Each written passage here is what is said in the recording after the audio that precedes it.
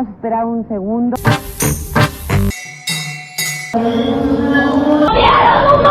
My divine self.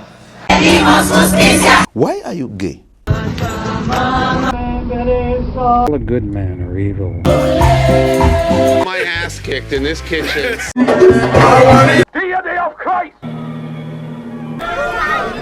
Soy enemigo de la civilización. Tu espíritu. Viva Kennedy roars. Mr. Rothschild, how you doing? Sinned against you, my Lord. Yo veo México con hambre. Leave room for the Holy Ghost. That looks pretty good to me.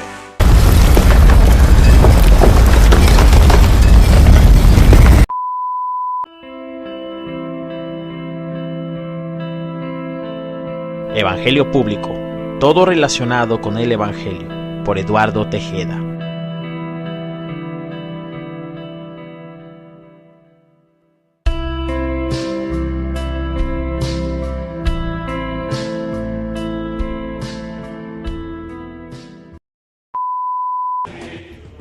Está muy claro que cuando cuentas la historia de Jesús siempre empiezas por San Juan. Sabemos que fue el que inició el sacramento del bautismo, pero ¿era también el hombre detrás del mensaje de Jesús? San Lucas parece indicar que el Padre Nuestro podría haber sido obra de San Juan. ¿Está una secta de Oriente Medio practicando aún antiguos rituales transmitidos directamente de San Juan? ¿Podría una cueva recientemente descubierta contener la primera prueba arqueológica concreta de este increíble hombre? ¿Estuvo San Juan Bautista en la cueva? En mi opinión es bastante probable.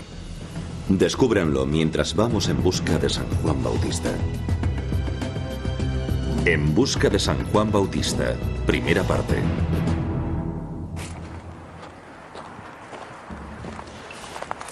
En el invierno de 1999, el arqueólogo Simon Gibson oyó rumores de una extraña cueva de yeso en las montañas al oeste de Jerusalén. En busca de respuestas, el Dr. Gibson se adentró por una oscura y pequeña abertura, directo a un fascinante misterio. Una cueva llena de extraños grabados.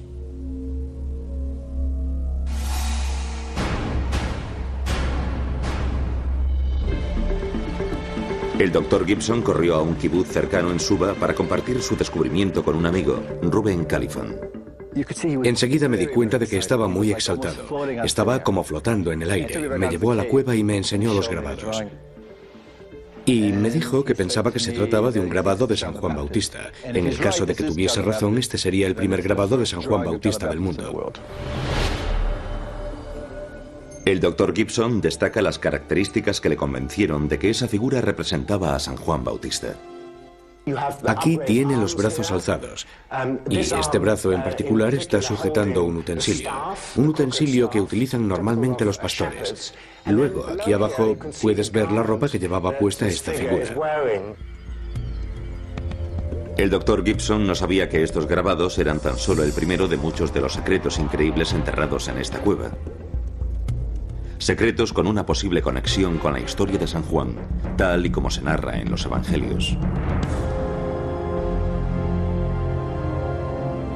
Hubo en los días de Herodes, rey de Judea, sucedió que mientras Zacarías oficiaba delante de Dios, se le apareció el ángel del Señor. No temas, Zacarías, porque tu petición ha sido escuchada. Isabel, tu mujer, te dará a luz un hijo, al que pondrás por nombre Juan. San Juan es muy importante en los Evangelios. En realidad todos ellos empiezan con San Juan. Está claro que cuando cuentas la historia de Jesús siempre empiezas por San Juan. No es una añadidura, no es simplemente un extra. Él es el principio. A pesar de su importancia en la vida de Jesús, los Evangelios contienen pocos detalles sobre la vida de San Juan. Tenemos muy poco, pero lo que sí que tenemos es el nacimiento de San Juan, y es algo muy interesante. La madre de San Juan, Isabel, se queda embarazada de su marido Zacarías a una edad bastante avanzada, pero al ser tan mayores se considera como una especie de embarazo milagroso. En el 6º mes de embarazo, María, la madre de Jesús, va a visitarles. Se queda allí durante 3 meses, 6 más 3 son 9. Parece que la idea es quedarse hasta el nacimiento de San Juan. Entonces aquí tenemos una nueva reflexión. Posiblemente Santa María asistió al nacimiento de San Juan. Las escrituras nos cuentan que María e Isabel estaban bastante unidas, pero su relación concreta lleva mucho tiempo intrigando a los teólogos. Las escrituras solo nos cuentan que Isabel, la madre de San Juan Bautista, era pariente de María, la madre de Jesús. Un pariente hoy en día puede ser cualquier cosa, desde un primo carnal a un pariente lejano, y no hay forma alguna de especificar más esta relación. El misterio también rodea al lugar de nacimiento de San Juan. El pueblo de Ain Karim dice tener el honor, pero resulta extraño que la Biblia nunca lo mencione. Yo creo que esto se debe a que Ain Karim era una ciudad importante al oeste de Jerusalén. Y por tanto, según la perspectiva de un habitante de Jerusalén, no había ninguna necesidad de especificar el lugar. Si yo dijera, me voy a las montañas de Judea, no hay duda de que todo el mundo tendría en la cabeza el pueblo de Ain Karim. Hoy en día, la iglesia de San Juan Bautista en Ain Karim marca el lugar de nacimiento de San Juan. El Dr. Gibson dice que este lugar tradicional contiene algunos restos arqueológicos reveladores.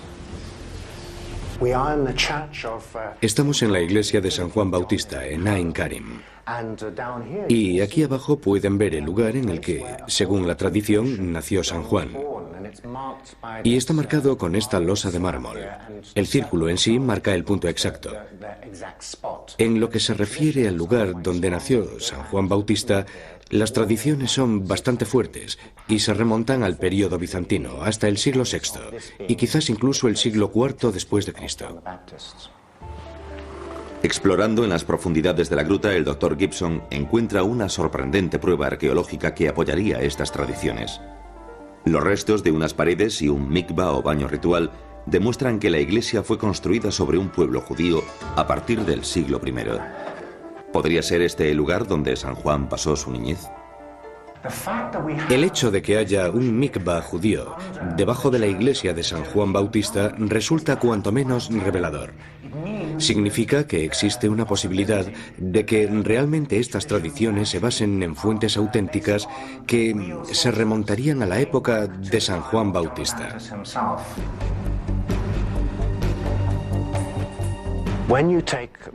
Cuando coges las viejas tradiciones que están conectadas con este lugar, que aparecen reflejadas en posteriores fuentes bizantinas y medievales, y las comparas con los restos medievales, te acabas convenciendo de que esta es posiblemente la ciudad donde nació San Juan Bautista.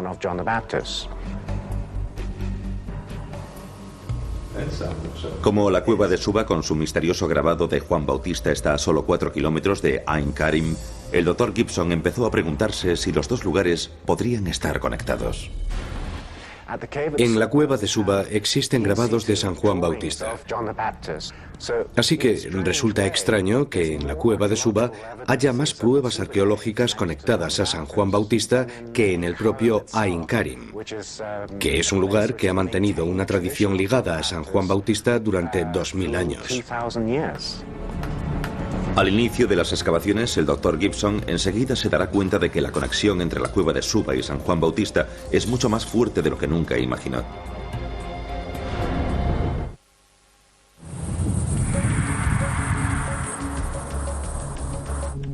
Marzo de 2000. El Dr. James Tabor, profesor de religión, y un grupo de sus estudiantes de la Universidad de Carolina del Norte llegaron a Israel para unirse a Simon Gibson en las excavaciones de la cueva de Suba. Su objetivo, determinar quién realizó estos misteriosos grabados de San Juan Bautista en las paredes y por qué. Todo el mundo estaba entusiasmado. ¿Qué nos encontraremos ahí abajo? Ni siquiera sabíamos hasta dónde íbamos a bajar. Tuve que parar un momento, ordenar mis ideas y orientarme un poco para darme cuenta de lo que iba a suceder allí, de lo que íbamos a descubrir y qué conexión tendría con San Juan Bautista.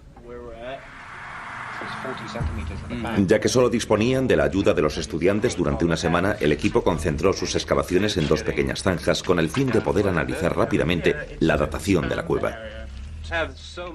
Enseguida llegamos al período de las cruzadas, lo que nos animó mucho, claro. Y al segundo o tercer día de excavación todo el mundo estaba muy nervioso. Sentían que hacían arqueología, porque si no parece que está solo moviendo tierra. Con cada cubo de tierra que sacaban, el grupo descubría más secretos de la cueva y su relación con San Juan Bautista. Por aquellos días, aparece Juan el Bautista clamando en el desierto de Judea: convertíos, porque ha llegado el reino de los cielos. Tenía Juan su vestido hecho de pelo de camello, con un cinturón de cuero en su cintura. Su comida eran langostas y miel silvestre. San Juan Bautista es un hombre adulto que vive solo en el desierto cuando aparece por primera vez en 3 de los evangelios cristianos. La mayoría de las representaciones de San Juan muestran al profeta con pelo largo y barba, pero en realidad los evangelios no dicen nada sobre su aspecto. ¿Cómo se ganó el profeta la reputación de desaliñado? Si vivía en plena naturaleza, probablemente tendría una pinta bastante desaliñada. No podía ir al barbero para que le hiciese un buen corte de pelo. Así que yo creo que la impresión que te llevas es que San Juan tenía la pinta que tendría cualquiera en esa época. Y la gente hablaba de él como si fuera un nazir. Un nazir era una persona que por lealtad a Dios juraba no cortarse el pelo o la barba. Así que si tenía aspecto de nazir, tendría que tener el pelo muy largo y barba. ¿Y qué pasa con la dieta espartana de San Juan Bautista? ¿Era algo puramente simbólico o literalmente se alimentaba de miel e insectos? Según las tradiciones alimenticias de los judíos, el consumo de insectos está permitido, así que no habría ningún problema en que San Juan Bautista comiese langostas.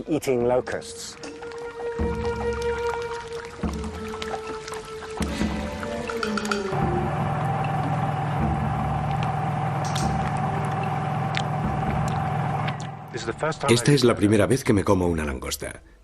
A mí me saben como a nuez, están bastante buenas. Yo creo que es bastante improbable que sobreviviese a base de langostas y miel.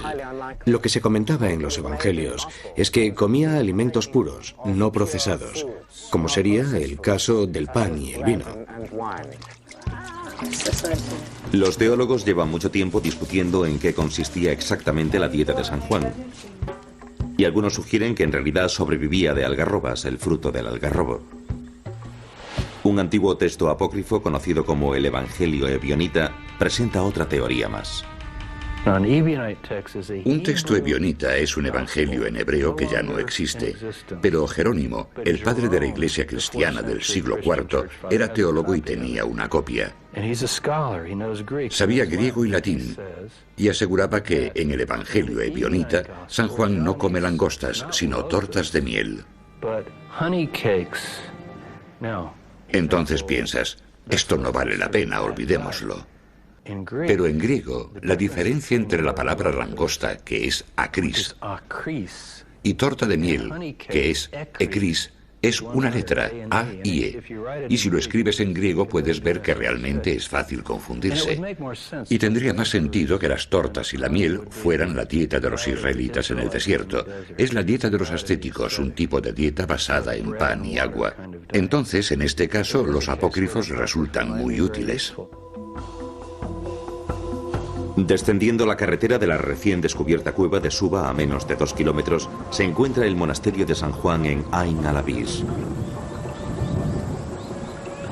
Dentro del monasterio hay una austera cueva que tradicionalmente se decía que había sido el lugar en el que vivió San Juan durante su estancia en el desierto.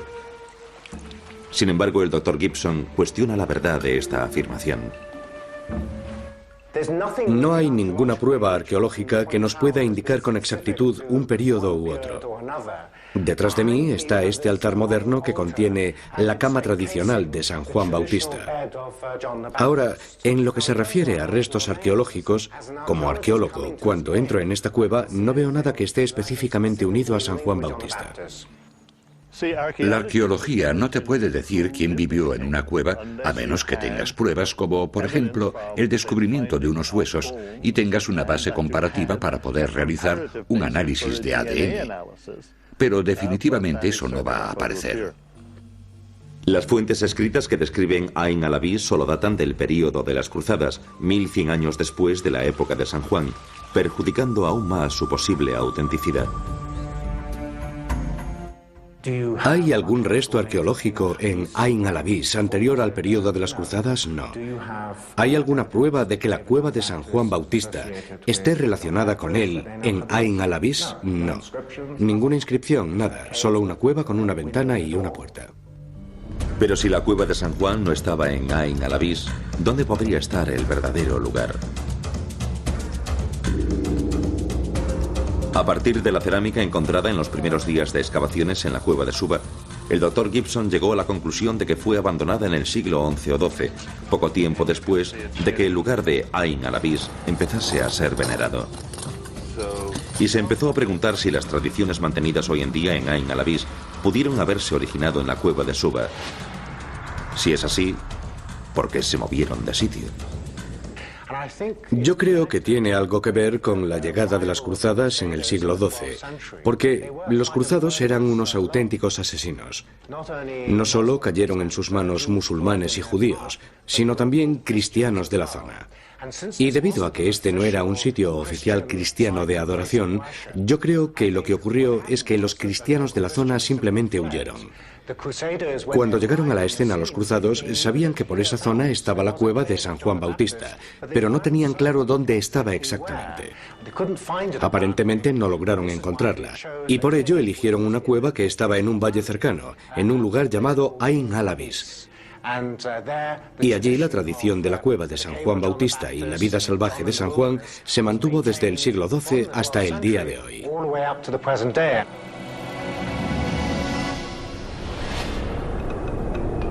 A cada paso que se adentran en la cueva de Suba, los excavadores descubren nuevas capas de asentamientos en las que encuentran pruebas de su uso en época bizantina. Nos pusimos a excavar más profundo y hallamos mucha cerámica bizantina, y cada vez era de una época más temprana, de los siglos IV y V después de Cristo. Estábamos en el lugar número 6 y entonces empezamos a sacar tierra de allí y nos dimos cuenta de un cambio de color de la tierra. Así que seguimos excavando y encontramos una vasija entera y rota. Podía ser una vasija que se rompió después. ¿Es todo bizantino? Sí, todo bizantino. Nada moderno, nada más tardío. Basándose en el estilo de la cerámica, el Dr. Gibson se convenció de que los grabados en la pared habían sido realizados durante este período bizantino, entre el año 350 al 600 después de Cristo.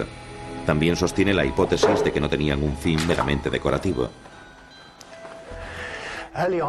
Al principio de las excavaciones, me di cuenta de que esta serie de grabados dentro de la cueva, a ambos lados de la misma, representaban ayudas visuales, que no se habían hecho de manera aleatoria.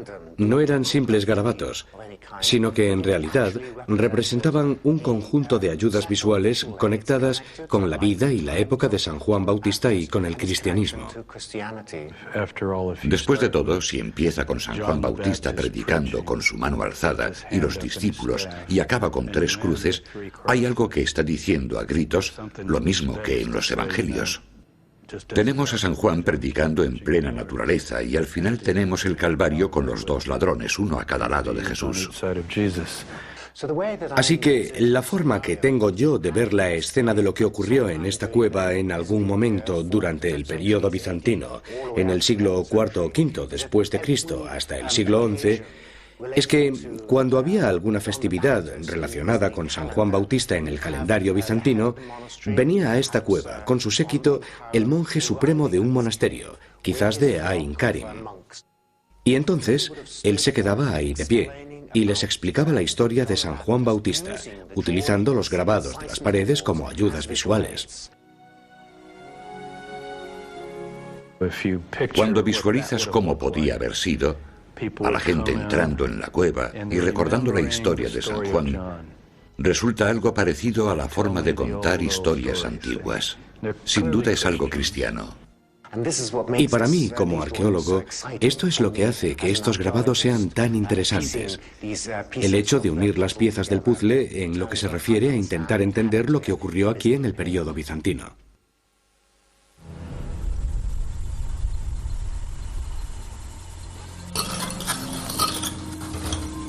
Durante las vacaciones de primavera del año 2000, los estudiantes de arqueología de la Universidad de Carolina del Norte en Charlotte redoblaron sus esfuerzos para llegar hasta el suelo de la cueva de Suba y determinar qué conexión tenía con San Juan Bautista. Es como ir pelando las capas de una cebolla, y cuanto más te adentras, más retrocedes en la historia, y por tanto realmente es como una especie de máquina del tiempo, donde cuanto más retrocedas, más cerca estarás de la historia de San Juan Bautista.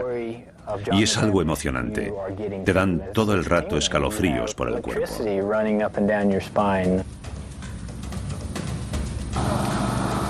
Según la semana iba tocando a su fin, el Dr. Tabor empezó a temer que no les diese tiempo a llegar al suelo de la cueva. Tenemos una hora y media y volvemos a entrar. ¿Quién sabe? A lo mejor conseguimos terminar. Los grandes descubrimientos siempre están al final. Es cierto. Sorprendentemente, solo unos momentos después, sus esperanzas se cumplieron. Habíamos estado sacando trozos de cerámica del periodo bizantino cuando de repente los objetos cambiaron. Estábamos descubriendo piezas de cerámica muy diferentes a la cerámica que habíamos estado sacando de la cueva toda la semana.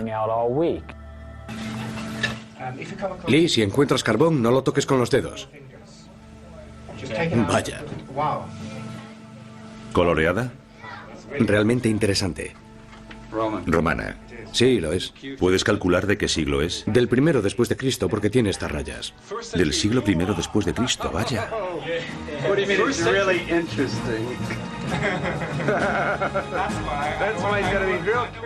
Simón estaba entusiasmado. Estaba como en plan, ¿de dónde has sacado eso? ¿Cómo lo has hecho? Pero entonces miró en el cubo, porque la cerámica la recogemos en cubos de plástico a los que les ponemos etiquetas y todo eso, y empezó a sacar objetos de principios de la época romana. Llevaba una hora o así extrayendo fragmentos. Y de repente allí estaba. Habíamos llegado al siglo I. Estábamos allí. Estábamos en la época de San Juan Bautista, de Jesús. Estábamos allí en la narración del Evangelio. Esa era la época. Era increíble lo emocionante que era. Como el pueblo estaba a la espera, andaban todos pensando en sus corazones acerca de Juan, si no sería él el Cristo. Respondió Juan a todos diciendo: Yo os bautizo con agua, pero viene el que es más poderoso que yo, de quien no soy digno de desatar la correa de su calzado. Él os bautizará en Espíritu Santo y fuego. En su mano tiene el bieldo para limpiar su era y recoger el trigo de su granero, pero la paja la quemará con fuego que no se apaga. Los evangelios retratan a San Juan como un poeta apocalíptico, exhortando a la gente a prepararse para la llegada inminente del Mesías judío. San Juan estaba hablando el día del juicio final. Pensaba que ese día llegaría muy pronto y pedía a la gente que se arrepintiera y que demostrase su arrepentimiento con buenas obras. Yo creo que San Juan se veía a sí mismo como lo predijo el profeta Elías en el libro de Malaquías. Se veía a sí mismo como la persona que proclama el camino de Dios, como vemos en Isaías 40, pidiendo a la gente que se arrepienta de sus pecados. El Nuevo Testamento asegura que el Mesías que San Juan esperaba era Jesús, pero algunos teólogos del Evangelio creen que esto es simplificarlo demasiado. San Juan sí que habló de que iba a llegar alguien más poderoso que él. No creo en absoluto que estuviese pensando en Jesús. Quizás pensaba en el Mesías. En cualquier caso, se trataba de una figura que tenía mucho más poder que él. Como vivió en el desierto de Judea y proclamó su mensaje apocalíptico, algunos expertos sugieren que San Juan pudo haber formado parte de una misteriosa secta esenia, los autores de los manuscritos del Mar Muerto. Cuando fueron hallados los manuscritos del Mar Muerto en 1947, parecían los documentos de un grupo judío que era apocalíptico, mesiánico, un grupo del juicio final. Se habían retirado a tierras salvajes y en sus estatutos fundadores, en sus normas de comunidad, decían que no formaban parte de la sociedad. Tal y como lo habían escrito, citando la escritura de Isaías 40, versículo 3, tracen en la estepa un sendero. Así que parece más que una coincidencia que nuestros evangelios también empiecen con un escenario parecido, un lugar muy cercano al de los manuscritos de Qumran, también invitando a los fieles a arrepentirse. El momento está cerca, tracen en la estepa un sendero, así que existe una conexión. ¿Es posible que San Juan vagase por las misteriosas cuevas de la comunidad de Qumran y formase parte de sus rituales de purificación? No hay razón para asociar a San Juan con los esenios. Lo más importante es que es un individuo solitario que está en medio del desierto llamando a la gente para que les siga. Los esenios vivían en comunidad.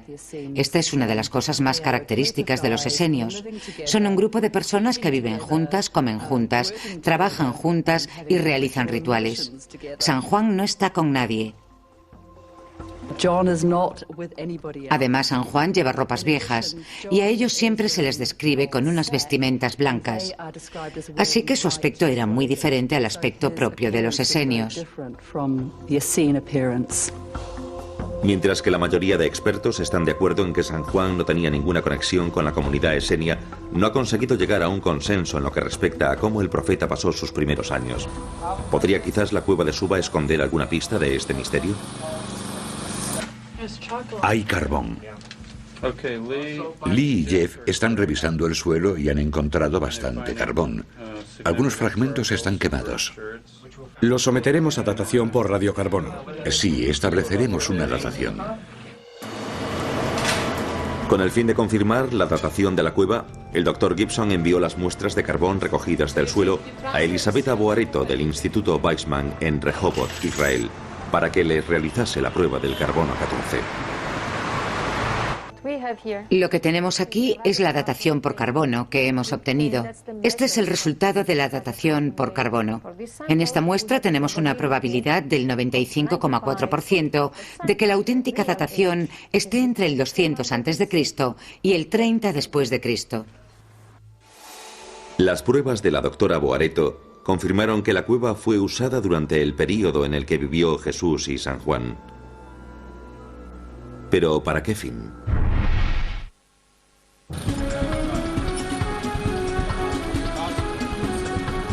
En el verano de 2000, el Dr. James Tabor y sus estudiantes volvieron a Israel e intensificaron sus excavaciones en la cueva de Suba, con el fin de determinar qué había ocurrido en la cueva durante el período de San Juan Bautista. Las excavaciones inmediatamente produjeron resultados. Excavando justo debajo del grabado de San Juan, el estudiante Eli Hutchinson hizo un importante descubrimiento en una capa de asentamiento bizantino. Poco a poco empecé a encontrar trozos de carbón negro mezclado con la tierra de la cueva. Y me di cuenta de que lo que había encontrado era un hornillo que contenía un montón de material de carbón. Aunque parezca extraño, el hornillo no contenía ningún hueso u otro resto de alimento, lo que indicaba que no había sido utilizada para cocinar. Esto está a solo unos centímetros de la pared, justo debajo de la figura de San Juan. Tiene que haber sido algo ceremonial, no tiene ninguna utilidad práctica. Y por tanto indica que era un lugar de adoración para rituales. Fue un gran descubrimiento.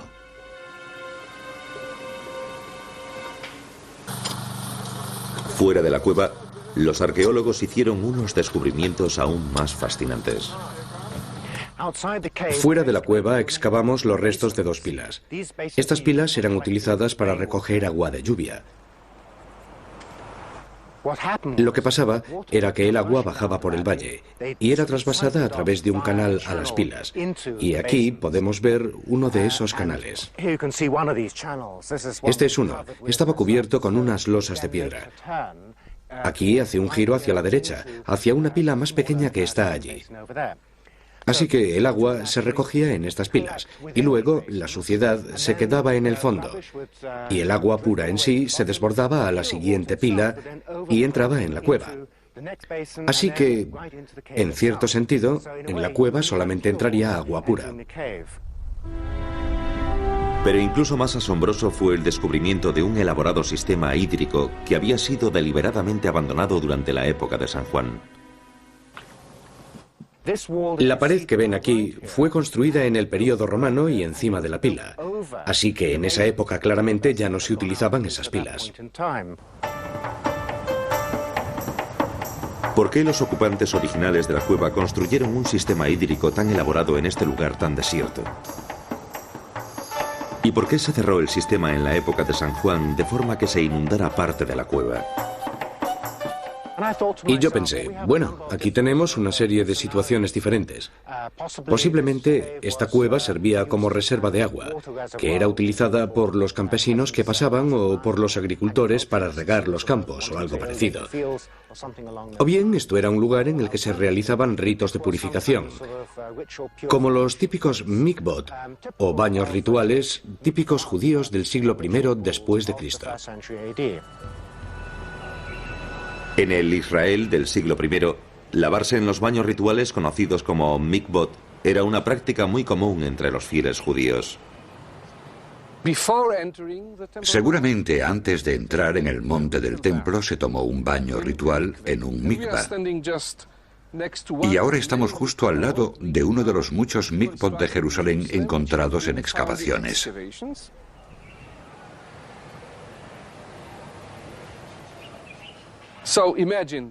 Así que imagínense que esto está lleno de agua de lluvia, que se ha llenado solo, y yo simplemente saldría del vestuario. Digamos que me quitaría la ropa aquí. Estaría completamente desnudo. Y empezaría a entrar en el mikvah, en el agua, que depende. Puede que estuviese hasta aquí de llena o quizás menos, dependiendo de lo lluviosa que hubiese sido la estación. Y entraría en el agua. Aquí me podría meter hasta dentro. Podría cubrir mi cabeza con agua. Y ya está. No sería necesario lavarse nada o hacer nada. Solo sería entrar y salir. Es un acto simbólico que enseguida termina. Ahora saldría, me pondría mi ropa y estaría puro y me iría al monte del templo.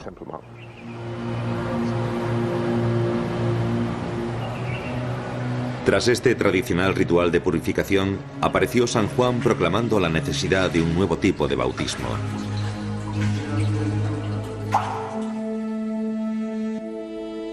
Bautizaba Juan en el desierto y predicaba el bautismo de arrepentimiento para el perdón de los pecados. Y venían a él de toda la provincia de Judea y todos los de Jerusalén, y eran bautizados por él en el río Jordán, confesando sus pecados. El bautismo predicado por San Juan era un símbolo del arrepentimiento, una manera de purificar el espíritu, y era una técnica muy común. Los judíos probablemente entendieron el bautismo de San Juan como algo parecido a las normas de pureza ritual. Pero él proclamaba un nuevo tipo de inmersión, porque nunca nadie había dicho que había que tener el corazón puro antes de purificar el cuerpo. El bautismo de San Juan se diferenciaba de la práctica judía normal en algo importante. San Juan sumergía a la gente. Y en las inmersiones ordinarias del siglo I, solo se sumergía a la gente que era incapaz de sumergirse por sí mismo, como un niño pequeño. San Juan también utilizó un lugar muy especial para sus ritos bautismales: las orillas del río Jordán. San Juan llamaba a sumergirse en el río Jordán o en manantiales muy cercanos. No decía sumérjase usted en cualquier parte, convocaba a la gente para sumergirse en el río Jordán. Hay 6 niveles de agua relacionados con la pureza. El mikvah es el número 3. Mientras que el agua natural, como la de un manantial, como la del río Jordán, es el número 6, el más alto. Para mí, San Juan Bautista hizo aquí una interpretación muy radical de la inmersión judía y la purificación. No le llega con utilizar un mikvah porque no es lo bastante puro. El río Jordán también tenía una importancia simbólica. Era el último lugar del mundo en el que había sido visto el profeta Elías. Se supone que Elías iba a ascender a los cielos en un carruaje de fuego desde el río Jordán, cerca de donde San Juan bautizaba. Lo de San Juan era una estrategia cuidadosamente planeada, porque se ponía exactamente las mismas vestimentas que, según dicen, llevaba Elías. Y empezó su misterio precisamente en el mismo punto donde Elías desapareció. Entonces el manto del gran profeta caería sobre los hombros de San Juan. En una zona donde muy pocos querían escuchar su mensaje, necesitaba todas las ventajas que pudiera obtener. Los investigadores llevan mucho tiempo buscando el lugar en el río Jordán donde San Juan realizaba sus bautismos. La Biblia nombra el lugar solamente una vez, y ha sido traducido como Betábara y Betania al lado del río Jordán. Resulta extraño que ambos nombres aparezcan en uno de los mapas de la Tierra Santa más antiguos, situado en una iglesia jordana. El mapa de Madaba, este precioso mapa mosaico del siglo VII, muestra los dos lugares. Betania, al lado del río Jordán en la orilla este, y un lugar llamado Betábara, encontrado en algunos manuscritos de los Evangelios y que aquí se sitúa en la orilla oeste. Pero ¿cuál es el verdadero lugar? Durante siglos, la iglesia griega de San Gerasmio, en la orilla oeste del río Jordán, marca tradicionalmente la localización de Betábara y el lugar en el río Jordán donde San Juan realizaba sus bautismos. ¿No es increíble? Estamos en el propio río Jordán, en Betábara, un lugar mencionado en los Evangelios, al igual que en fuentes posteriores. Ahora sirve como frontera entre dos países, Israel y Jordania.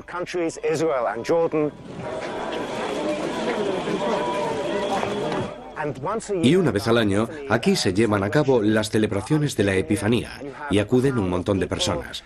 El patriarca griego viene de Jerusalén a la orilla oeste, donde se realizan todas estas ceremonias.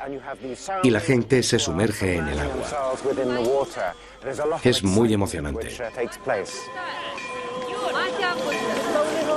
Sin embargo, el padre Murphy O'Connor cree que el Betábara tradicional posiblemente no sea el lugar donde San Juan bautizaba. Las pocas pistas que en los Evangelios indican el lugar donde San Juan bautizaba dicen que era un valle del río Jordán, accesible para la gente que venía de Jerusalén y que estaba fuera del territorio controlado por los romanos. Y lo único que coincide con todo esto es la orilla este del río Jordán. En 1996, el arqueólogo jordano Mohamed Wahib inició las primeras excavaciones de la orilla este del río Jordán, en una zona conocida como Wadi Qarar. El doctor Wahib descubrió los restos de numerosas pilas bautismales y 3 magníficas iglesias del siglo V y VI. Enseguida se convenció de que había descubierto la verdadera localización de Betania, al lado del río Jordán. Estamos en la tercera iglesia, la última y la más grande cerca del río, en Betania, junto al Jordán.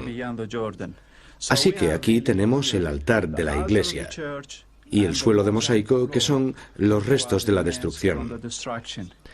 El suelo de la tercera iglesia aún está aquí. Y en este suelo de mosaico hay diseños geométricos. El doctor Wahib cree que esta iglesia tan ornamentada fue construida para marcar el punto exacto donde San Juan realizó sus bautismos. Y ahí tenemos una escalera que conectaba con esta iglesia y conducía al lugar donde dicen que estuvo San Juan Bautista con Jesucristo. Y en la fachada de la pared norte descubrimos más de 1000 marcas de la cruz. Todas estas marcas son pruebas. Los cristianos querían conmemorar el momento de su bautismo y grabaron estas cruces en la pared. En las montañas que la rodean, el Dr. Wahib descubrió numerosas ermitas en cuevas excavadas en roca blanda. Para su sorpresa, dentro de una de ellas se hallaban los restos de una capilla bizantina. ¿Por qué esta cueva? ¿Por qué eligieron este lugar, esta cueva, en vez de otros lugares? Porque pensaban que esta era la cueva en la que había vivido San Juan Bautista. Así que los bizantinos, los cristianos, llegaron y eligieron esta cueva y construyeron una iglesia en ella. Junto a esta cueva, el Dr. Wahib hizo el descubrimiento más asombroso y polémico de todos. Al excavar este pequeño pozo de aquí, encontramos un cráneo. ¿Por qué habían enterrado aquí un cráneo sin su cuerpo? La respuesta está en el Evangelio de San Marcos en el capítulo 6, cuando San Juan Bautista es decapitado. Así que posiblemente este sea el cráneo de San Juan Bautista. A pesar de que el Dr. Wahib retiró sus polémicas afirmaciones sobre el cráneo, mantenía que había descubierto el verdadero lugar donde San Juan realizó los bautismos de su misterio. Estoy totalmente convencido de que este es el lugar verdadero. No es porque sea jordano y necesite que el lugar esté aquí, a mi lado. No, pero aquí realmente hemos encontrado pistas que indican que su verdadera localización es en la orilla este. Alentados por los fascinantes descubrimientos del Dr. Wahib, en la primavera y el verano de 2001, los arqueólogos extrajeron más sorpresas de la cueva de Suba. Tuvimos a varios estudiantes trabajando en la parte delantera, lo que nosotros llamamos el porche, antes de entrar en lo que es la cueva. Y uno de los estudiantes, una mujer que se llama Kathleen, estaba realizando excavaciones en la parte delantera y se encontró la esquina de un escalón de yeso. Y donde hay un escalón, normalmente le siguen más escalones.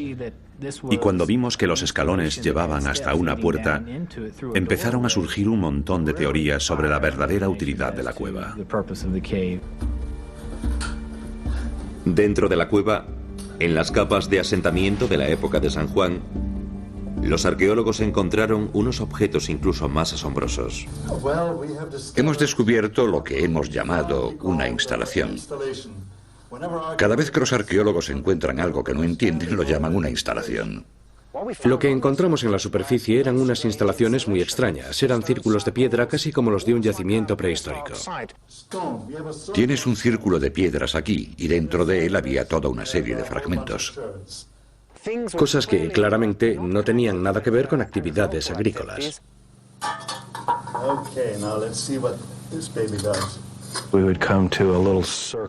En uno de estos suelos descubrimos un pequeño círculo de piedras con una vasija en su interior.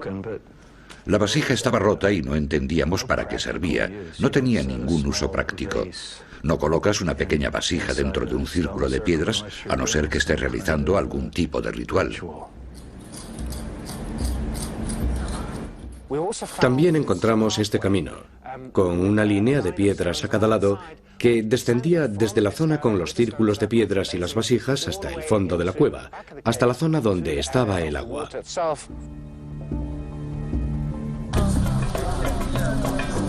La temporada de excavaciones de 2001 tocaba a su fin, y el equipo estaba cada vez más convencido de que la cueva de Suba había sido utilizada para algún tipo de ritual con agua en la época de San Juan. Pero, ¿qué clase de ritual? Entonces, el misterio sobre quién entró en esta cueva y cuál era la función de estas superficies sigue siendo una incógnita. Sencillamente era un rompecabezas que a duras penas podíamos resolver. Teníamos la instalación de agua que tenía escalones, como lo que denominamos pikva o baño ritual judío, pero era demasiado grande para ser sencillamente un baño ritual judío. Tenía 21 metros. Además, en el siglo I alguien lo había destrozado porque no quería usarlo como baño ritual. Han bloqueado esto. Nunca nadie había visto nada parecido. Poder atómico estuvo San Juan. En busca de San Juan Bautista, segunda parte.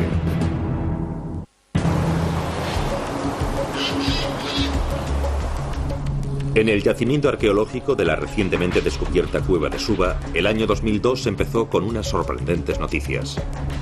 Un análisis de más de 100.000 fragmentos de cerámica romana encontrados en el lugar revelaron que un porcentaje muy grande provenían de exactamente el mismo tipo de vasija. Una pequeña jarra con un asa. Yo calculé que en cada metro cuadrado de tierra habría unas 43 jarras. ¿Pueden imaginarse la increíble cantidad de jarras que había en esta cueva? Jamás había visto nada parecido en ninguna parte. El pequeño tamaño de las jarras dejó perplejos a los arqueólogos. Si este lugar era utilizado como reserva de agua, es muy extraño que trajesen las jarras hasta aquí, porque la cantidad de agua que podías meter dentro en este tipo de recipiente sería de un máximo de 1 litro. Pero incluso más extraño fue que al parecer todas estas jarras habían sido deliberadamente rotas en la cueva. Cuando empezamos a examinar la superficie del suelo, nos dimos cuenta de que los fragmentos estaban bastante esparcidos, lo que claramente indicaba que las jarras de cerámica habían sido rotas in situ, en ese mismo lugar. Pero ¿por qué rompieron la cerámica? La única cosa que se nos ha ocurrido es que fuera utilizada con fines sagrados, porque entonces no querrían llevarse la cerámica a casa y usarla para algo ordinario y profano.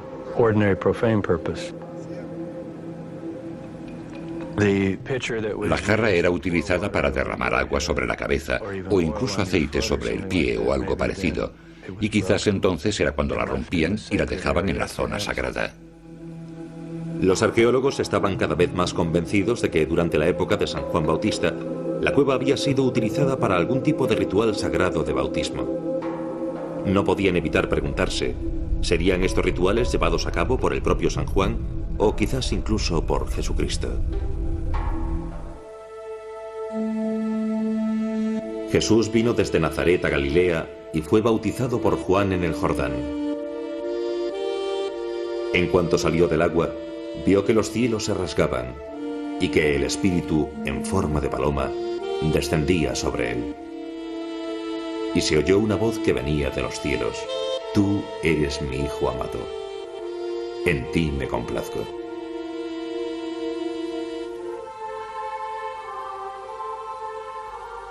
De todas las historias contadas en los Evangelios, el bautismo de Jesús se considera una de las más precisas. Y por una razón muy extraña. Recuerden que era un bautismo para el perdón de los pecados. Por tanto, aceptando el bautismo, Jesús estaba presentándose como alguien que necesitaba ser perdonado. Al fin y al cabo, Jesús es el Hijo de Dios y no es un pecador. ¿Por qué iría a que San Juan lo bautizara? ¿Para que mediante ese bautismo se le perdonaran sus pecados? Pensar en el Salvador como un pecador era algo que ningún teólogo cristiano se hubiese atrevido a inventar.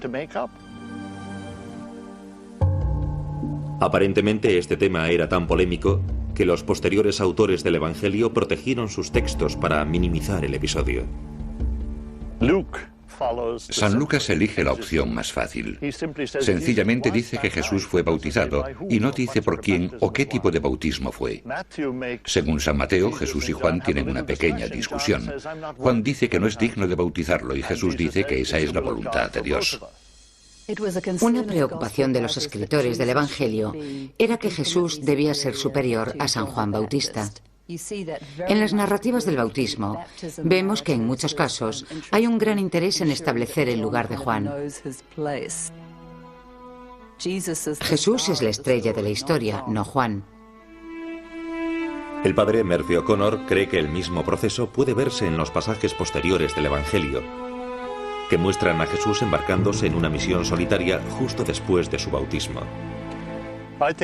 Yo creo que después de que Jesús fuese bautizado por San Juan, Jesús se convirtió en discípulo de San Juan Bautista durante 1 año o quizás 2, hasta el punto de convertirse en el asistente de San Juan. Una lectura detallada de los Evangelios revela que San Juan pudo haber tenido una influencia sorprendente en las posteriores enseñanzas de Jesús. Debió de haber oído las enseñanzas de San Juan y absorbió bastante de todo eso. Parecían estar en la misma onda en cuanto a su forma de enseñar, al menos en lo que respecta a las enseñanzas tradicionales de San Juan. Hay solo una pequeñísima parte de las enseñanzas de San Juan que han sobrevivido. Él dice que el que tenga 2 mantos, dé uno al que no tiene. Este es San Juan, no Jesús. Esto fue antes de Jesús. Pero el hecho es que en una encuesta internacional, la mayoría de los cristianos dirían, ese es Jesús, muestra lo importante que es San Juan. Aquí está San Juan enseñando lo que llamamos la ética de Jesús, lo que significa que la ética de Jesús es la ética de San Juan. Algunos teólogos hacen una afirmación incluso más radical. Aseguran que la oración más famosa de Jesús pudo haber sido obra de San Juan Bautista. Los discípulos de Jesús le dijeron, enséñanos a orar como enseñó Juan a sus discípulos. Y entonces Jesús les enseñó el Padre Nuestro. Uno de sus discípulos le dijo, Señor, enséñanos a orar como enseñó Juan a sus discípulos. Y él les dijo, cuando oréis, decid, Padre, santificado sea tu nombre. Venga a nosotros tu reino. Danos hoy nuestro pan de cada día. Perdónanos nuestras ofensas, porque nosotros también perdonamos a todo el que nos ofende. Y no nos dejes caer en la tentación. San Lucas parece indicar que el Padre Nuestro pudo haber sido obra de San Juan. En esencia, el Padre Nuestro sería muy apropiado como oración de San Juan y también como oración de Jesús. Pero no todo el mundo coincide con esta interpretación. No creo que el Padre Nuestro fuera obra de San Juan, porque recuerden que los discípulos de Jesús habían sido discípulos de San Juan con Jesús. Hubiesen conocido perfectamente la oración que San Juan les había enseñado. Yo creo que el Padre Nuestro fue obra de Jesús, porque su forma de referirse a Dios simplemente como Padre es exclusivo de Jesús en el Nuevo Testamento y no se encuentra en ninguna otra fuente judía. Sin embargo, el padre Murphy O'Connor cree que San Juan y Jesús fueron posiblemente compañeros que emprendieron una misión conjunta para bautizar a todo el mundo en la región. Uno da por hecho que debieron de estar coordinados y que se dividieron el territorio. Jesús se fue a Judea, donde San Juan ya había preparado el terreno. Y San Juan llevó a cabo la tarea más difícil, entrar en el territorio de los samaritanos. Esto debió de estar organizado y planeado, porque recuerden que creían que les quedaba poco tiempo, que la visita era inminente y por tanto no podían coincidir en un mismo sitio. Tenían que llegar a la mayor cantidad de judíos posibles. Pero esa teoría hace surgir una provocadora pregunta. ¿Por qué Jesús elegiría el territorio de Judea para sus bautismos? ¿Podría haber una conexión con la cueva de Suba? Desde el siglo I y aún antes, estaba siendo utilizada como un lugar de baños rituales y actividades. Quizás ya había empezado una especie de movimiento bautismal y Jesús se aprovechó de todo eso. Con todo esto en mente, continuaron las excavaciones en la cueva de Suba durante 2001. El veterano arqueólogo Egon Lass realizó pruebas de flotación a muestras obtenidas de las capas de asentamiento romano para buscar pequeños objetos, huesos, semillas u otra materia orgánica con las que hacerse una mejor idea de lo que pasó en la cueva durante la época de Jesús y San Juan.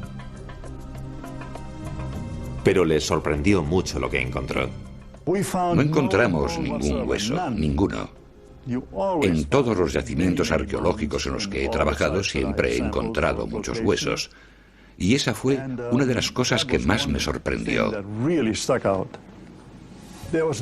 No había ningún indicio de actividad doméstica en un suelo que tenía el aspecto de un suelo doméstico. La gente suele dejar muchas cosas atrás. Es como la escena de un crimen, nunca está limpia. La nuestra está casi limpia. En el siglo I, en esta cueva, nadie estaba haciendo nada práctico. Tras 2 temporadas de excavaciones en la cueva de Suba, los arqueólogos se sorprendieron al encontrar pruebas de extraños rituales bautismales. En el verano de 2002, el doctor Simon Gibson tomó la decisión de expandir mucho más el área de las excavaciones. Necesitaba saber más, y la única manera de descubrir más era excavando en una zona más grande. Por tanto, decidimos expandir las excavaciones hasta el centro de la cueva y la zona de detrás. El doctor Gibson empezó a invitar a otros prestigiosos científicos para que examinasen la cueva y diesen sus opiniones sin importar lo descabelladas que pudiesen parecer. Una de las personas que vino fue Aryeh Shimron, que conoce las estructuras de yeso y los mikvah mejor que nadie en Israel, mejor que nadie en el mundo. Por el aspecto que tenía, sospeché sobre la datación del yeso. Y dijo que le parecía de la edad de hierro, cosa que a nosotros nos sorprendió porque eso significa entre 600 y 800 años antes de Cristo. Parecía tan ridículo que el doctor Gibson enseguida descartó la opinión de su colega. Una decisión que volverá para acecharle. Entonces yo le miré y le dije, bueno, es muy interesante. No quería ser grosero, así que le dije, es muy interesante, pensaré en ello y estaremos en contacto. Y él se fue y nosotros continuamos. Reanudamos las excavaciones. Irónicamente, el hecho mejor documentado de la vida de San Juan Bautista es su muerte. Está recogido en los trabajos de un viejo historiador judío, Flavio Josefo, como también en los 4 evangelios.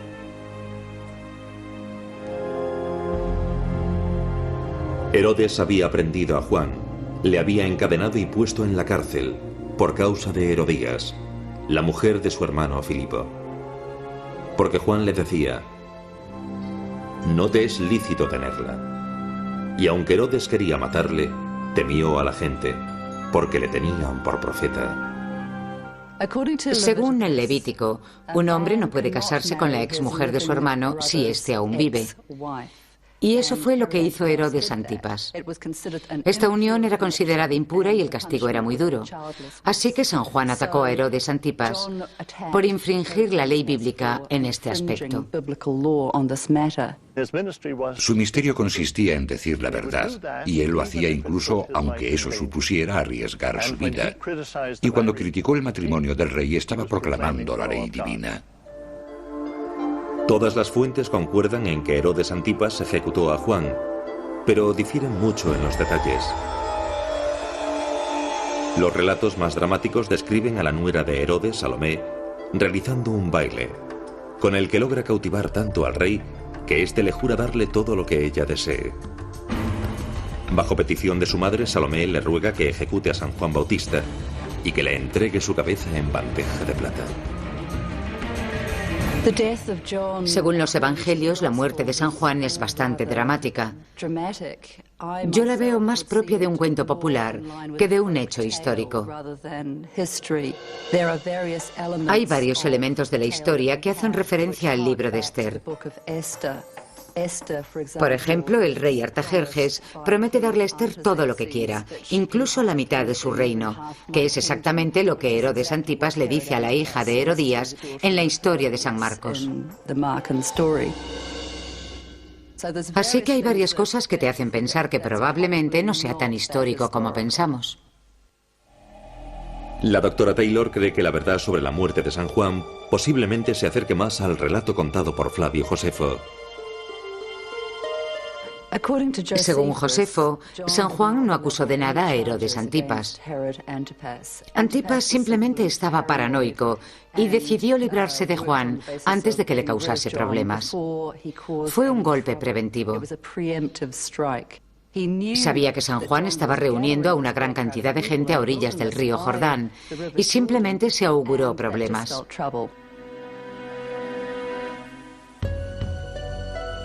En este relato de la muerte de San Juan, Josefo dice que el Bautista fue decapitado dentro de las paredes de una fortaleza negra llamada Maqueronte. Este solitario puesto de avanzada ha sido tradicionalmente asociado con un conjunto de ruinas llamadas Macaur, situadas cerca del Mar Muerto. A través de los siglos, los historiadores han debatido si es posible que dicho puesto de avanzada aislado fuera el sitio apropiado para que residiese Herodes Antipas, y mucho menos celebrase su cumpleaños. Esa cuestión fue finalmente respondida en los años 70, cuando unos arqueólogos franciscanos excavaron el tradicional lugar de Maqueronte. El palacio de Herodes Antipas está en muy mal estado. De hecho, lo único que se puede ver hoy en día son los cimientos de las paredes de piedra. Algunos de los grabados que se encontraron en estas excavaciones son bastante interesantes. Están todos dentro de esta habitación e indican que originariamente el palacio era bastante majestuoso.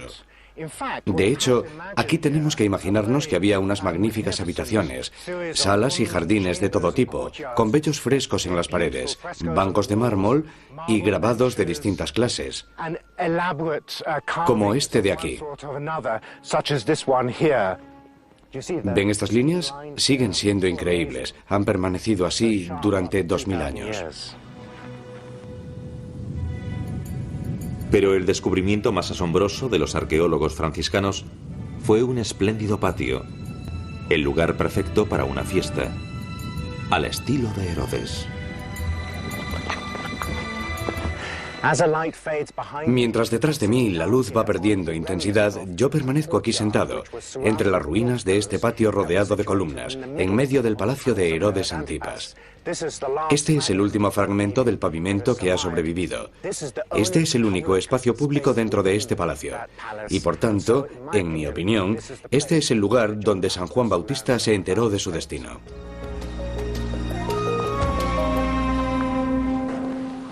Adentrándose en las profundidades del patio pavimentado, el Dr. Gibson explora otro de los secretos de Maqueronte: un gran depósito de agua. Un lugar perfecto para ser utilizado como celda o prisión. Bueno, esta es la primera vez que entro en este lugar. Es increíble. Está situado justo debajo del patio central del palacio de Herodes Antipas.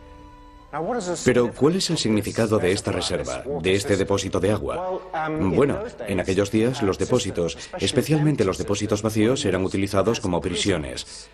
Así que es posible que este depósito, o uno muy parecido a este en las proximidades del propio palacio, fuera utilizado para encerrar a San Juan Bautista.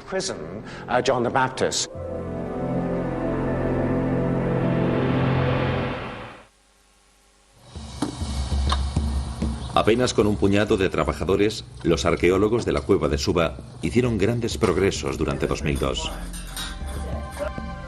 Continuamente se sorprendían de lo que revelaban las capas de asentamientos, que databan de la época de San Juan Bautista.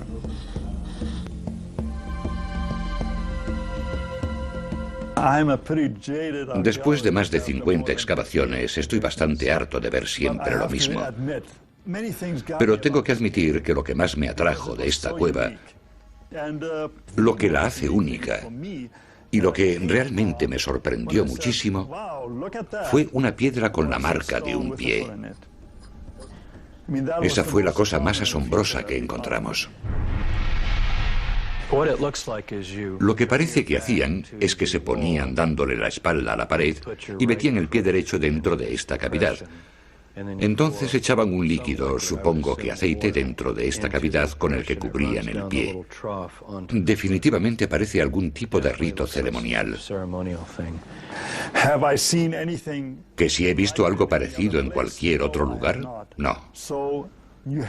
Así que esta piedra con la huella de un pie es como un unicornio. No hay nada parecido en Israel que yo sepa. El Dr. Gibson estaba particularmente intrigado con la piedra, ya que las enseñanzas judías del siglo I prohibían la representación de cualquier parte del cuerpo humano, incluido el pie. Claramente, la secta utilizó el espacio para un ritual de inmersión que, de alguna forma, se diferenciaba del judaísmo normativo del primer siglo después de Cristo.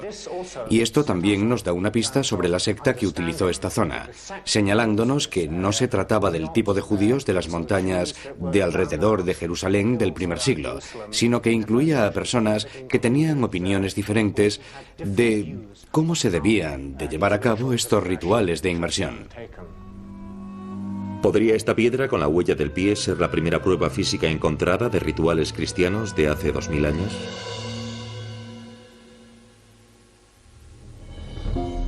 En el antiguo Israel, la unción con aceite era una ceremonia sagrada reservada a los reyes y a la preparación de los muertos para su entierro. Después de su ejecución, las escrituras cuentan que el cuerpo de San Juan Bautista fue recogido por sus discípulos y preparado para ser enterrado en secreto. Existe un misterio alrededor del lugar donde fue enterrado San Juan Bautista. En cierto sentido, debió de ser enterrado cerca de su ciudad natal, en este caso Ain Karim, o en el lugar donde fue asesinado, en este caso Maqueronte, donde fue decapitado por Herodes Antipas. El lugar tradicional donde se dice que San Juan está enterrado es la ciudad de Sebaste, en otros tiempos conocida como Samaria. Identificada por primera vez en el siglo IV después de Cristo, las autoridades religiosas consagraron la tumba dentro de una ornamentada capilla bizantina. Pero, ¿es realmente esta su localización exacta? Sería totalmente improbable que hubiese algún judío en Sebaste, porque en el siglo I era una ciudad pagana con algunos samaritanos. Los judíos no vivían en Samaria, en ciudades paganas. Según los evangelios, San Juan Bautista no tenía nada que ver con Samaria o Sebaste. Por tanto, tiene que haber alguna razón. Una posibilidad es que los padres de San Juan Bautista, quizás uno de ellos, en concreto Isabel, fuera descendiente de la casa de Aarón. Y quizás la casa de Aarón estaría asociada con Samaria o Sebaste.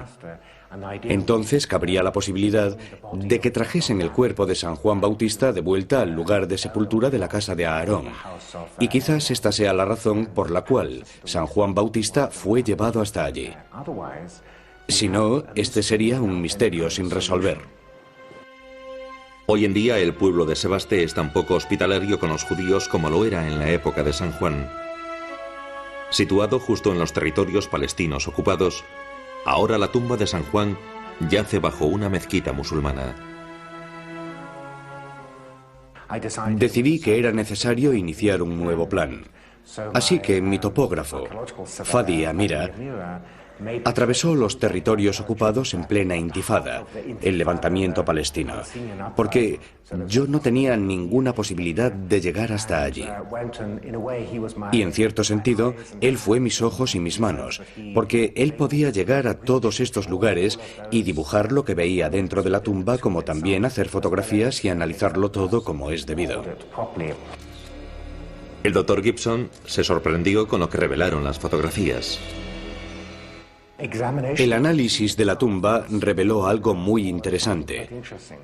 Y es que dentro de la tumba tradicional, conocida desde el período bizantino, había pequeños nichos en la pared, donde estarían guardados los osarios de piedra. Estas singulares cajas para guardar huesos, conocidas como sarios, eran una característica propia de los rituales funerarios judíos de la zona de Jerusalén en el siglo I después de Cristo.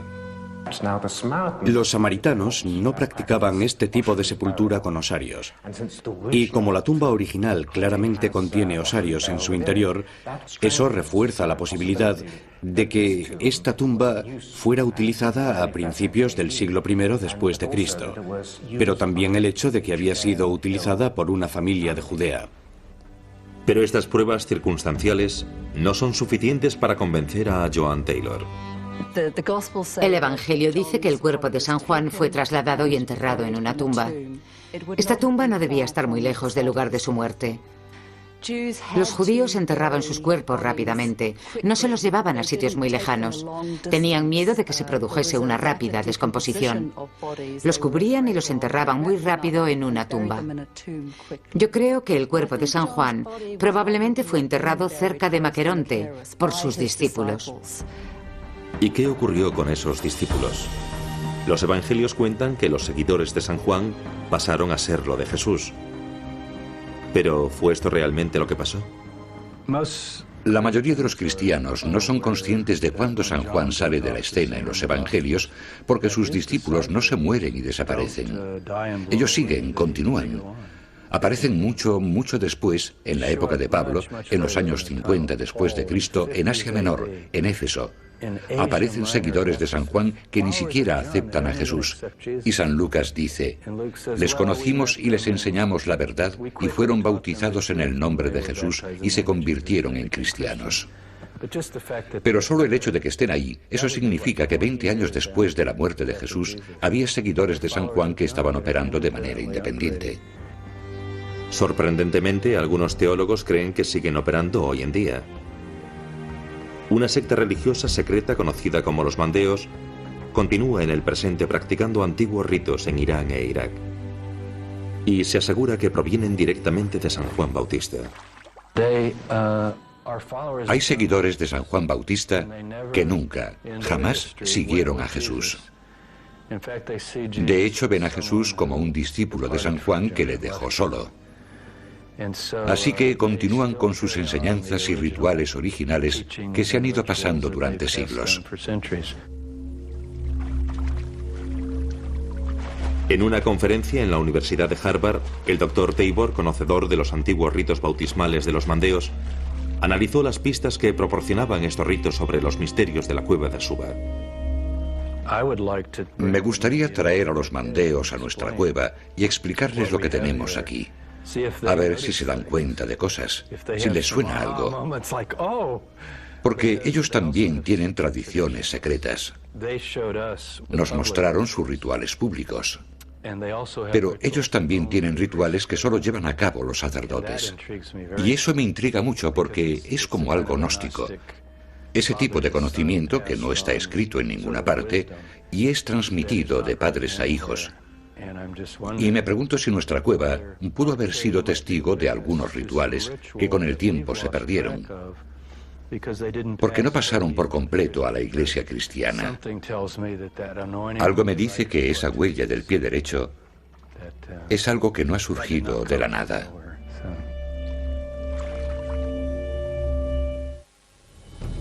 Para finales de 2002, el equipo del Dr. Gibson estaba acercándose al lecho de roca de la cueva de Suba, indicando que estaban llegando a los primeros niveles de asentamiento.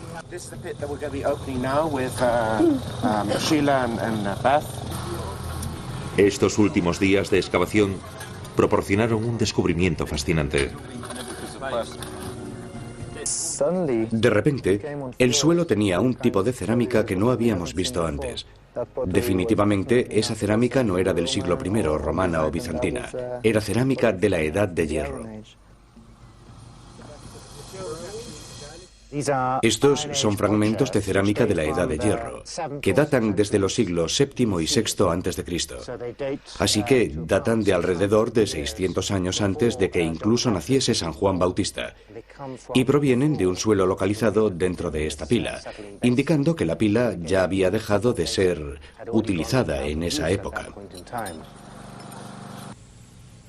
Debido a que la cerámica de la Edad de Hierro fue encontrada justo encima del suelo de yeso de las pilas, el Dr. Gibson llegó a la conclusión de que la cueva pudo haber sido utilizada más de 600 años antes del nacimiento de San Juan Bautista.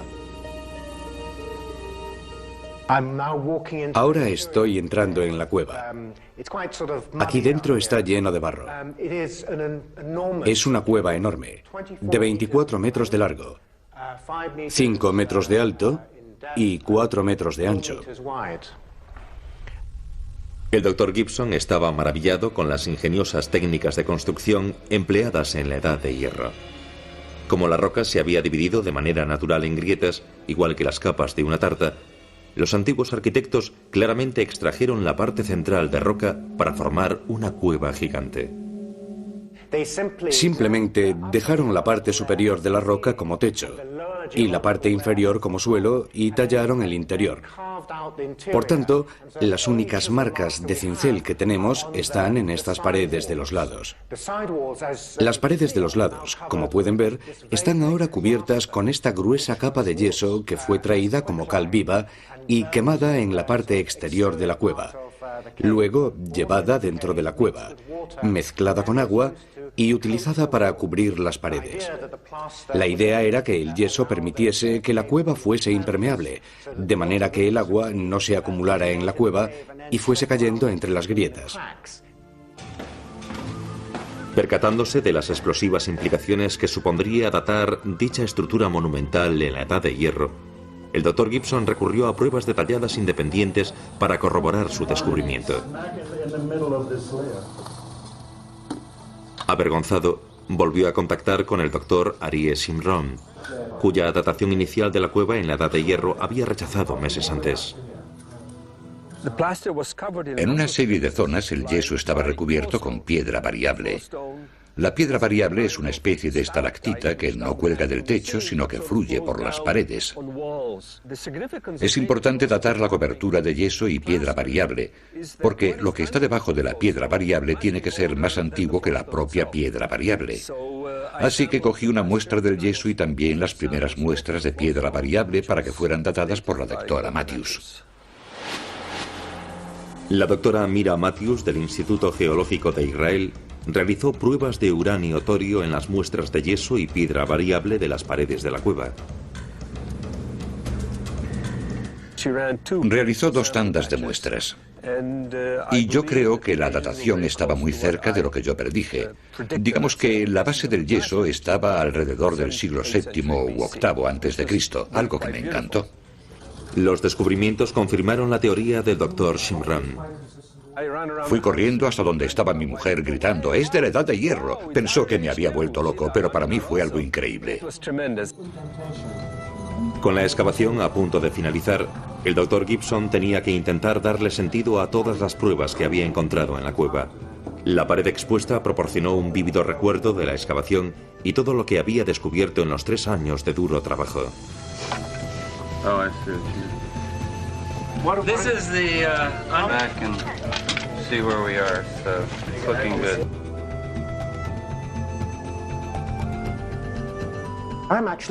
Ahora estoy en el último de los niveles de ocupación.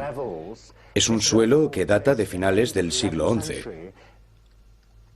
Ahora, en cierto sentido, voy a estar saltando a través de la historia, descendiendo aquí por estos niveles que datan hasta el principio del período bizantino. A partir del primer momento en que los monjes cristianos entraron en esta cueva para utilizarla como cueva memorial de San Juan Bautista. Así que voy a dar un salto en el tiempo y saltaré otra vez. Y aquí ya he pasado desde mediados del siglo II al siglo I después de Cristo, hasta llegar al suelo donde estoy ahora, a la época del propio San Juan Bautista.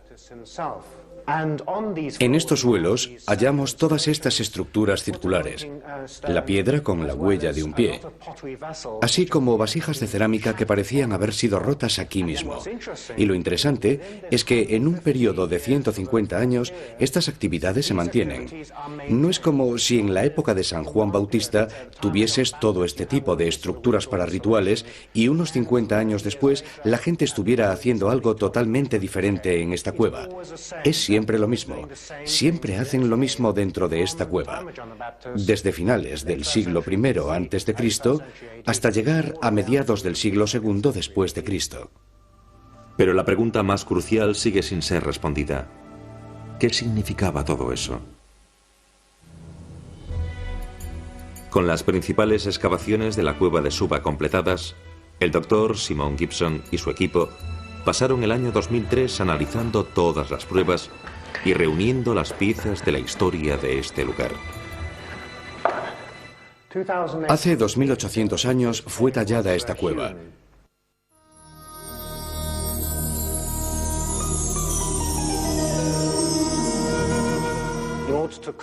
Para conservar el agua dentro de la cueva, aplicaron yeso en las paredes.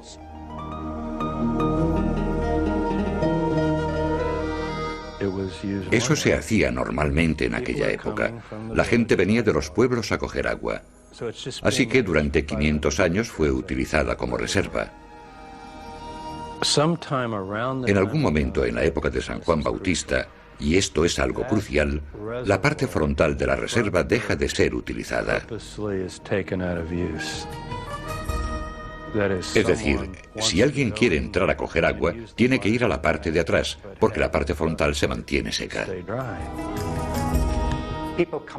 La gente entraba en la cueva y realizaba rituales en la parte delantera de la misma, formando una congregación, antes de sumergirse en el agua en la parte de atrás de la cueva. En el período bizantino, hacia el 400 o 500 después de Cristo, se realizan los grabados en las paredes. Si eso no hubiera ocurrido, yo no creo que hubiésemos podido relacionar esta cueva con San Juan Bautista. Parece que en cada cambio de estación, alguien está entrando en la cueva y quedándose durante cortos periodos de ayuno, meditación y oración. Quizás se les iniciara de alguna forma en el bautismo como en Semana Santa. Y entonces comenzó el período turco y moderno de las cruzadas. Y no sabemos si la gente aún estaba entrando en la cueva, porque en esa época tendrían que agacharse así para entrar en la cueva. Después y hasta el período de las cruzadas, supongo que simplemente se fueron reduciendo las visitas.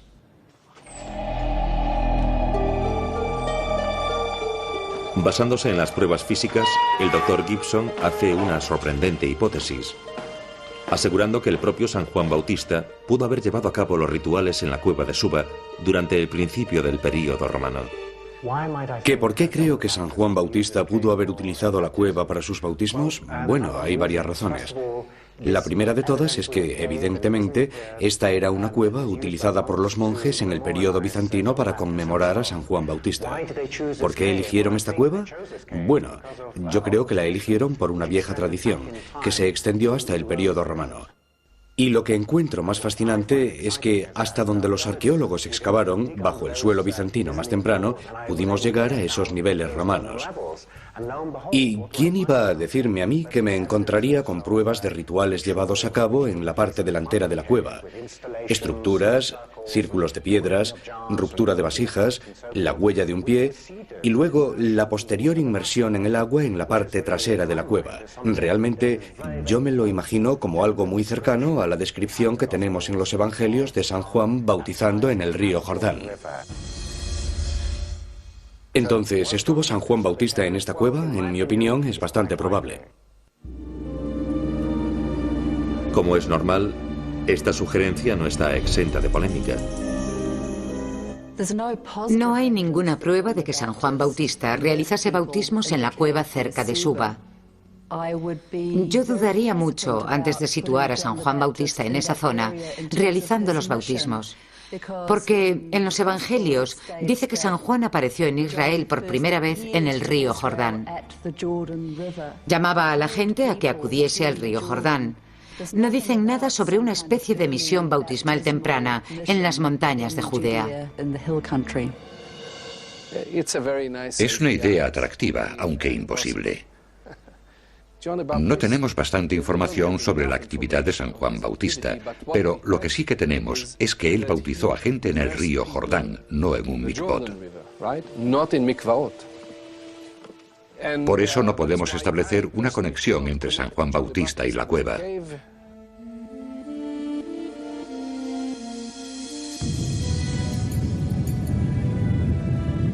Pero el Dr. Gibson no claudica ante las críticas. Hay algunos arqueólogos que nunca se convencerán de nada. Quiero decir, al fin y al cabo, todo puede ser cuestionado. ¿Qué esperan que encontremos dentro de la cueva? Una inscripción diciendo: yo, San Juan Bautista, estuve aquí, realicé mis bautismos y he dejado este mensaje para futuros arqueólogos. No, lo que encuentras son el tipo de cosas que hemos encontrado aquí, como instalaciones rituales conectadas con procesos bautismales del primer siglo después de Cristo, superpuestos en suelos de períodos bizantinos y grabados en las paredes de esta cueva relacionados con la vida y la época de San Juan Bautista y todo su martirio. Pero la doctora Taylor cuestiona si los grabados, que están a 2,4 metros por encima del primer suelo bizantino, deberían realmente ser atribuidos a esa época. Estarían demasiado altos para las personas de la era bizantina. Tendrían que estirarse mucho o subirse a una caja o algo así, y yo creo que eso es un poco raro. También, cuando limpiaron la zona, no había ningún grabado en un nivel inferior, que sería más apropiado para el período bizantino. Así que, en términos de niveles, esto es algo preocupante. La doctora Taylor sospecha sobre todo de un grabado en particular. A mí se me parece bastante a una flor de lis, que se encontraba normalmente en la cabeza del cetro de los reyes franceses en el siglo XII. Pero puede que esa no sea la interpretación correcta. Pero si parece una flor de lis, entonces en realidad podría ser una flor de lis. Yo creo que el grabado de la cueva encajaría más con el período de las cruzadas.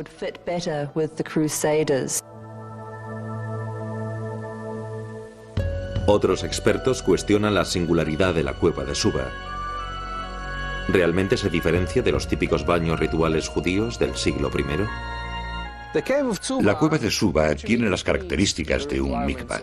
Incluso en este sentido tiene escaleras para entrar. Así que originariamente esto podía haber sido hecho o construido como un mikvah o utilizado como tal. Quiero decir, no tiene que tener la etiqueta de un mikvah. Tómese un baño, cumple todos los requisitos. Aquellos que excavaron la cueva no están de acuerdo con esto. He trabajado en innumerables cuevas. No recuerdo cuántas exactamente. He excavado muchísimos mikvot y nunca he visto nada parecido a esta cueva. Llegas a ella y lo primero que ves es una monumental escalera que lleva a una entrada. Entonces, si allí hubiese una pared, es decir, a 3 metros de la entrada hubiese una pared, estaría bien. Todo estaría bien. Para mí sería el típico mikvah. Pero 3 metros después de la escalera no hay ninguna pared. La pared está a 24 metros en el interior de la cueva. Y eso es completamente alucinante, porque la entrada es la de un mikvah, pero este mikvah no se acaba nunca, es simplemente increíble.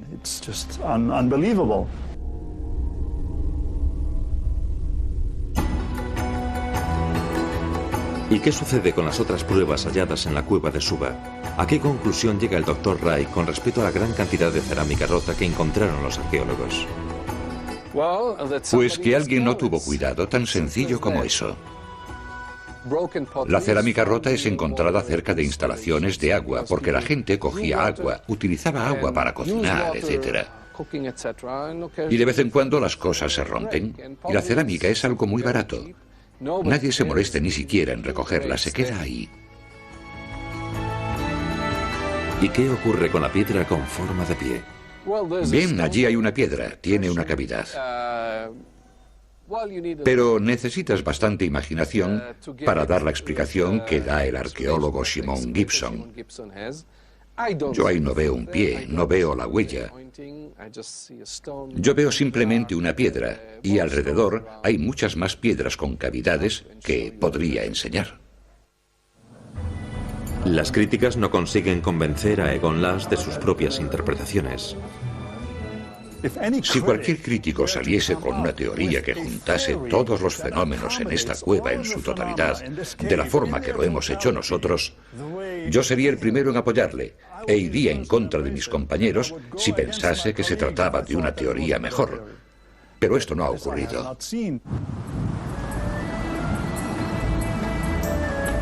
Mientras el debate continúa, el Dr. Gibson se rinde ante muchas cuestiones sobre la cueva que puede que nunca sean resueltas de manera definitiva. No hay ninguna prueba irrefutable de que San Juan Bautista utilizase esta cueva. La única forma sería viajar en el tiempo y entrevistar al propio San Juan Bautista. Por supuesto, en estos momentos no es algo que podamos hacer. Así que tenemos que apoyarnos en las pruebas arqueológicas que hemos encontrado. Y tenemos que apoyarnos en la interpretación de esas pruebas mientras excavamos a través de las capas de asentamientos dentro de la cueva. Lo que hemos encontrado aquí en la cueva me parece muy convincente.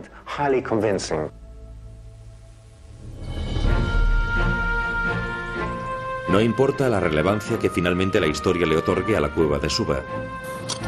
Su descubrimiento y excavación ya han proporcionado una inestimable ventana al Israel del siglo I después de Cristo. Quizás Cuando se complete el descubrimiento, la cueva de Suba arroje más luz en la enigmática vida de San Juan Bautista y las primeras raíces del cristianismo.